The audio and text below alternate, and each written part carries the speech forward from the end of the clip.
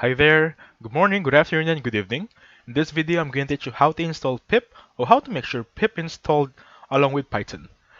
So as you can see here, I'm currently on python.org/get/.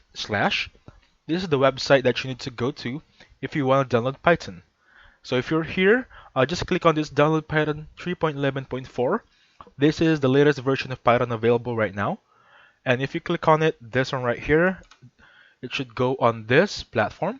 You're going to have this downloaded on your browser. Just click on Open File, click on Run.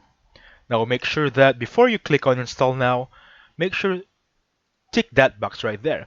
Make sure add python.exe to path, because if you didn't click on this one, you're going to have a little bit of problem while using Python in the near future.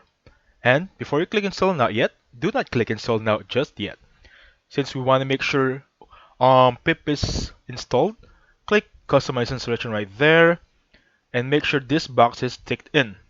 Okay? Because sometimes this pip, this one right here, this three right here are not ticked or they're not checked in.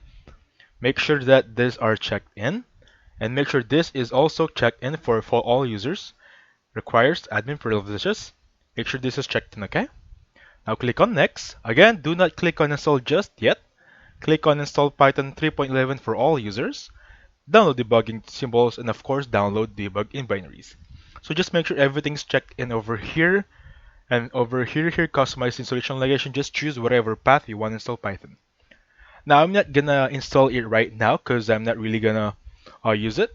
However, if you're done checking it, checking everything here, making sure everything is ticked, just click on install button right here. Once you click on that one, you'll have this notification asking your permission to continue with installation.